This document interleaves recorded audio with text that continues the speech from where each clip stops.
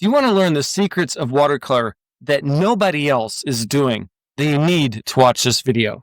Welcome to this painting demonstration. My name is Ryan Fox, and today I'm working on a cityscape of Arecibo, Puerto Rico.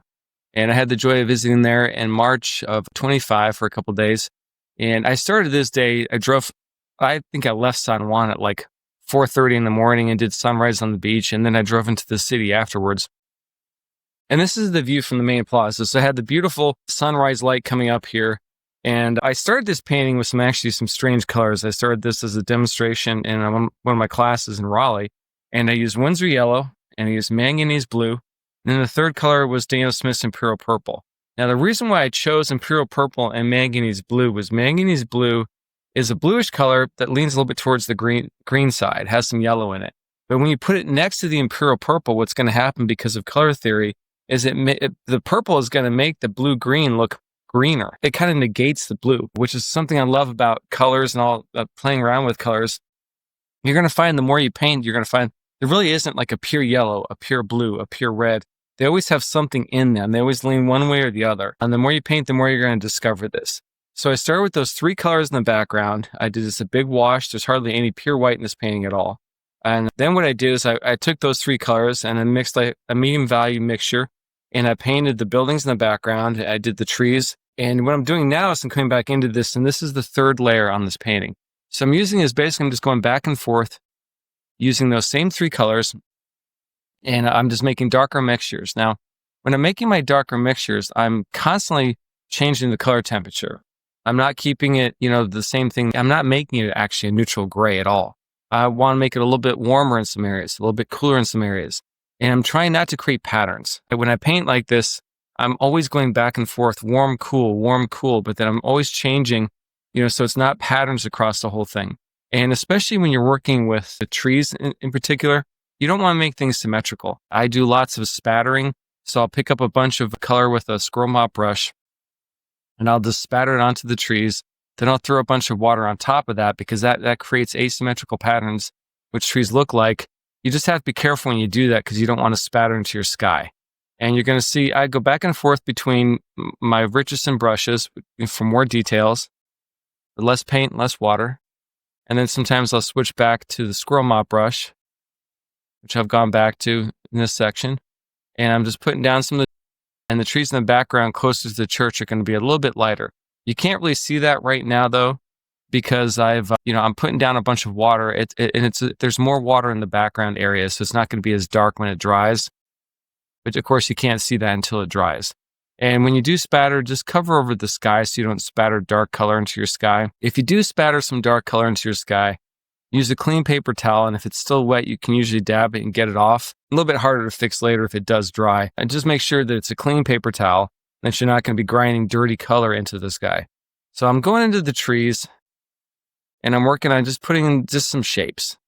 And I'm not trying to create patterns. And when you're working with, especially organic shapes, just don't create the same shapes over and over again. So it just has to be kind of random. And that's why I do lots of spattering with the big squirrel mop brush. And I just throw little details into there. And as you can see, when I'm painting, I always have all my brushes ready to go. You don't want to have to put something down, spend 3 minutes trying to find a brush. So I always have 5 or 6 brushes in between my water buckets, ready to go so that I can grab them very quickly. I always have my paints nice and juicy and wet, so I'm not trying to, emulsify the paints on the palette if they're too dried out. Because if you're doing that the whole time, your paper's drying. So you don't want that to happen. So keep your paints nice and juicy and wet. Spray them every 15 to 20 minutes while you're in the studio. And I'm going back and forth too. I use the squirrel mop brushes for big areas, lots of water, lots of color. But when you want to switch to smaller details, especially like in the background, I have to switch to a smaller brush. So I use my Richardson number 6 and number 4 brushes. And I grab those guys and I go back in and I do just little details, foreground and background. I'm always moving things around a little bit too. I do enjoy painting fast like this. This is a layered technique, of course, so you don't want to go back and forth over the colors that are underneath it too much. Drop them on top, let the colors sit there and dry. Sometimes if it's too much water and too much color, you have to use a thirsty brush to lift the color off. What you do with a thirsty brush is you get the brush drier than the paper and the color, and you put it down there, and then instead of putting color onto the paper, it's going to absorb the color in the water. So sometimes I have to thirsty brush things to get color off the paper if it's too much, or if it's too dark, for example. And then, going back and forth, just adding more details. You just do a little bit of the details, not too much. I know that's hard. It takes a while to get that correct. I throw some titanium white into there, or some opaque colors, and those have a tendency to sit on top of the darks.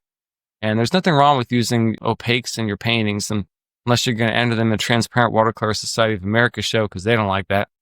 But I have no problem with using some opaques, like whatever I can use to make a painting work. And you'll notice that I'm working from a black and white photograph. I never like to work from a color photograph, because when I look at a color photograph, I think to myself, the sky's blue, I have to make the sky blue.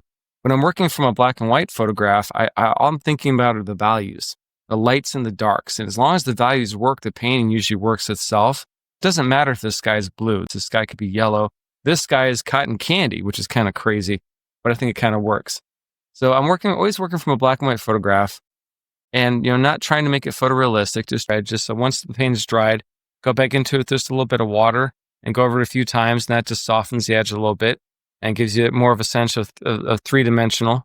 And I do a little bit of the detailing of the brickwork. So I'm using a smaller brush now, and I'm going back and forth with my Richardson number 6, a little bit of the details, taking some things on, putting some things down, softening edges, just making it look more three-dimensional. It's amazing with just a couple minutes of work to do this, it can create. So now I've switched to my smaller rigger brush, coming into here and doing the brick details. Not too much of a pattern, just a little bit down there. And I'm going through the shadows because that gives you more of a sense of hierarchy also. I don't want to drive myself crazy because you could spend hours doing this. It's just a little bit of detail. And then this painting is almost done. I don't have a whole lot more to do with this, but I'm just I still have it tilted, of course, because I'm trying to keep my hand out of wet paint. And then I'm going to put it upside down. I'm going to come into here and I'm going to start working on that final lamppost. And I'm doing some dark. So if you're doing some darks, what you want to do is you want to have thicker paint, less water, and just mix up some darks. So sometimes that's when I just grab all the schmutz on my palette, because that's absolutely darks. And I just do a little bit of the detailing with a super fine brush. I'm always trying to get a variety of shapes within a painting. And that's one of the reasons why I have to switch brushes. And here's the finished painting. Thanks so much for joining me for this painting demonstration today. If you like this content, hit subscribe. I'll have more watercolor tutorials in the future. Thanks a lot and happy painting.